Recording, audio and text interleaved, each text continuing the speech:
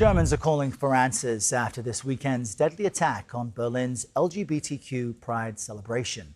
Many are angry because authorities were aware of the suspect's extremist beliefs. 21-year-old Abdul Balud had been convicted of trying to join ISIS and of other charges related to the radical Islamist group. But his sentence was suspended, allowing him to walk free. And just weeks ago, police searched his home but left after only finding a toy gun. On Sunday, he was killed in a confrontation with police following the post-attack manhunt. Let's bring in Hans-Jakob Schindler now. He's a senior director at the Counter Extremism Project and an expert on European jihadist networks. Hans-Jakob, good morning and welcome.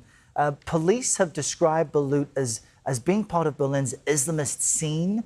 What does that mean? How do authorities monitor them? And what more can be done to get threatening people off the streets?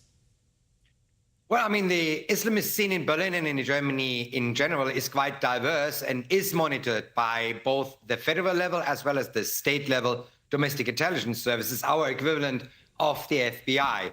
It includes networks such as the Muslim Brotherhood, who are not using violence to bring down the political system, but also sympathizers for hardcore terror organizations such as Hamas, Hezbollah, Al-Qaeda, or the Islamic State, and many variants around that. So it is quite heterogeneous. In this particular case, this was a hardcore ISIS sympathizer and who wanted to become part of ISIS, trying to travel to Syria three times luckily unsuccessfully.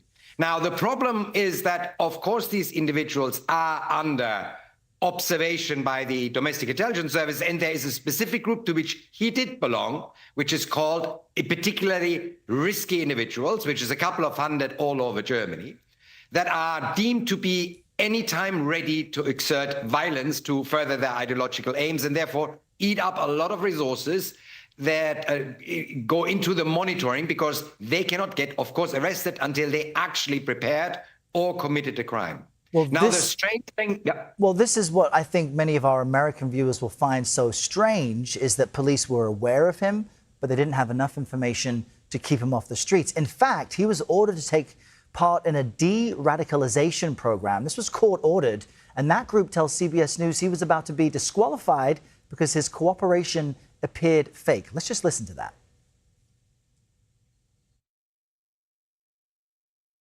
He was very nice, very friendly, and there was like a fake cooperation. But our colleagues were very experienced. They could tell from this very sleek way of appearing that he wasn't really interested in open up himself or cooperate in a real de-radicalization process.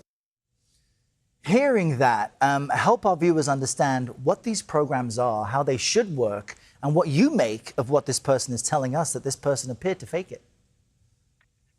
Look, I mean, de-radicalization programs have at the core the aim to bring people out of extremist milieu. They work particularly well very early in a radicalization process when the extremist beliefs are not deep set into the individual's minds. And they also work very well if the individual is willing to actually leave the extremist circle. Neither one was the case in this case of the perpetrator of the attack, hence the assessment that it was not possible to continue the cooperation with him. The court decision is now discussed widely in Germany because it's unclear what risk assessment the court did. They just convicted him of having joined the terror organizations, yet they released him with the sole provision that he has to talk to the de-radicalization program, not any other restrictions such as movement restrictions or regular check-in with the police. So that's at the moment being discussed. Obviously, when you have a highly motivated terrorist in front of you, he will fake cooperation. And it actually takes prison time to even open the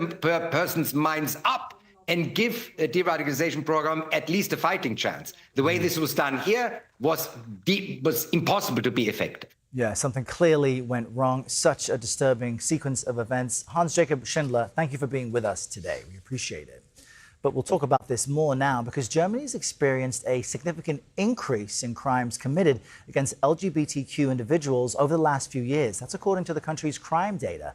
CBS News' Bradley Blackburn has been looking through it and has an idea of what may be behind the rise. Bradley, good morning. Errol, good morning. There is a larger context here. Look at me with me at this line. This is data from Germany's Federal Criminal Police Office. They say that in May, crimes linked to sexual orientation have increased more than tenfold since 2010.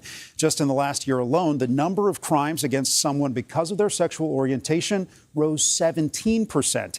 Similarly, German police reported crimes against transgender, non-binary, or intersex people rose about 12% between 2024 and 2025. The official German police report on politically motivated crime noted that overall, the proportion of anti-LGBTQ violence was, quote, significantly higher than the average for all types, Errol. Now, did the official German police stats suggest anything about who is committing these crimes, whether it's religious extremists or people who are politically motivated? Well, they do divide the crimes among different groups that they identify as politically motivated by left-wing, right-wing, and foreign and religious ideologies. A large share of the increase here, Errol, is being driven by increases from right-wing and religiously aligned suspects, according to German police. Incidents driven by right-wing ideology targeting gender-diverse individuals went up 24%, while religiously motivated incidents rose by 200%. There is concern among some German political experts that the rise of conservative extremism, both religious and political, could lead to more hate crimes against the LGBTQ community. The far-right political party Alternative for Germany, that's known as AfD, placed second in last year's national election. The group opposes gay marriage equality, gay adoption, and programs supporting trans individuals. But that's despite the party's co-chair, Alice Weidel, being married to a woman and having 2 adopted sons. The rise in support for conservative ideologies has made some LGBTQ individuals feel unsafe expressing their identities in public. A 2024 study by the EU Agency for Fundamental Rights found that 40% avoided holding hands in public and 34% concealed their identities at work, Errol. All right, Bradley, thank you very much.